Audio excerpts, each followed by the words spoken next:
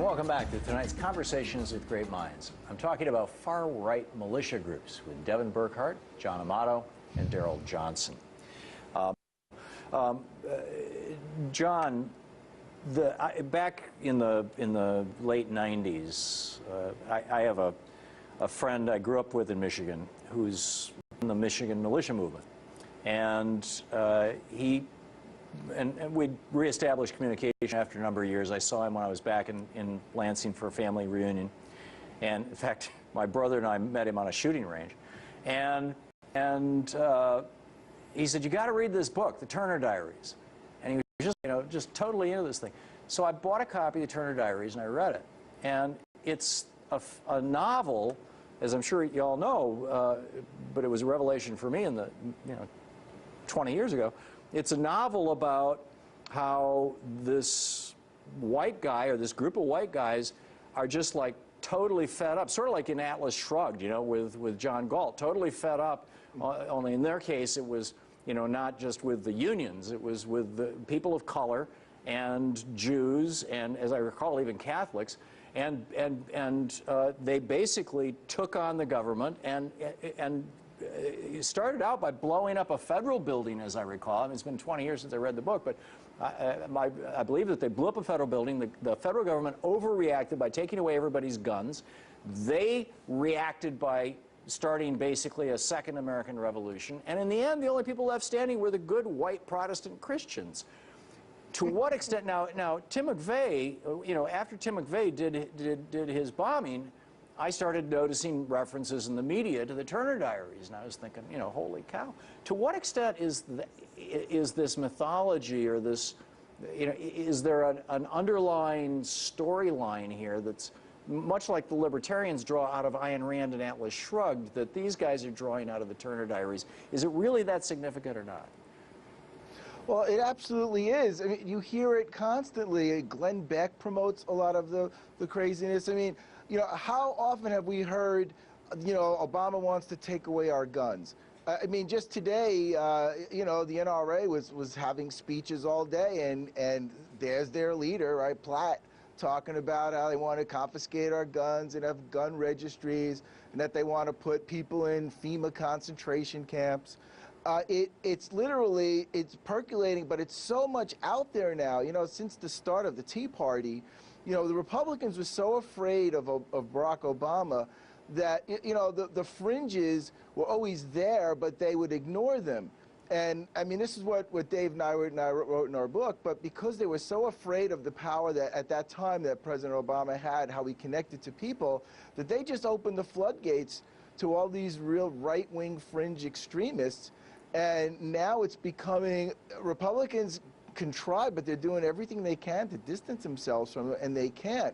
And as you said, the Turner Diaries are, it's amazing when you listen to these Patriot Movement people, how much that they parrot what's in that book. Yeah.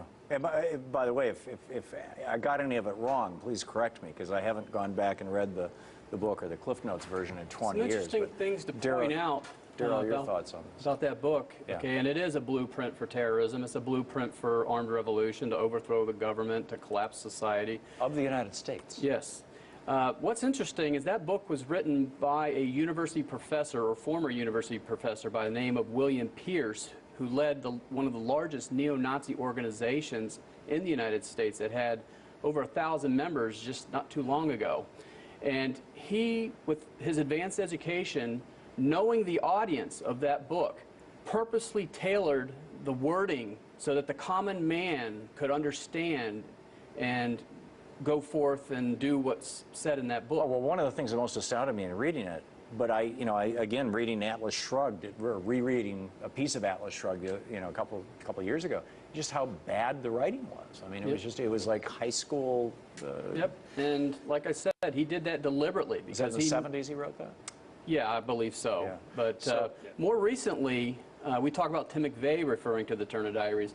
We had 10 militiamen down in Georgia that were arrested in 2012. They were soldiers, active duty soldiers at Fort Stewart, who had formed a militia on the base. And the leader of that group had read the Turner Diaries and had preached it and talked about how they need to replicate that. They went out and bought close to $100,000 worth of guns after committing a murder, used the insurance money on that, committed 2 additional murders, but they were plotting to blow up a dam, a fountain in Savannah, Georgia, the FBI field office in Savannah, Georgia. They were planning to poison orchards out in Washington State. That's extraordinary. Daryl, you wrote a report on this, on this rise of right-wing extremism in the United States. We showed a chart on screen a little earlier that there's actually been more people killed since 9/11 by right-wing extremists in the United States than by Muslim extremists. Yep. And what happened when you wrote that report? As far as the research or the backlash to it? You wrote the report for the federal government. Yes, for state and local law enforcement. Right, and submitted it. Yes. And my recollection is it got pulled, did it not? There was just a general freak out? Yeah. So we spent, over a year researching and gathering information from all types of sources, sensitive law enforcement reporting, chatting, extremist chat on the internet, all kinds of things. And we put together what we thought was going to be a prescient report to alert people of this shift in the threat environment here in the United States. And obviously, someone on the far right disagreed with its conclusions and leaked it and took things out of context. And we had, a huge uproar from not only the media on the far right, like Fox News, people like that, but also congressmen who probably didn't even bother reading the report. They were just hearing and parroting what they heard on Rush Limbaugh or what have you. But any objective reading of the report, you will clearly understand we were talking about violent criminals, ideologically motivated violence, terrorism. I can't tell you how many times that the words terrorism and violence and bombings and everything that was referenced in that report. So to sit there and think that we were somehow, casting a broad net and trying to spy on all Americans is just ludicrous. Yeah. Oh, you should read some of the death threat emails I get. I mean, it's just, it's downright spooky.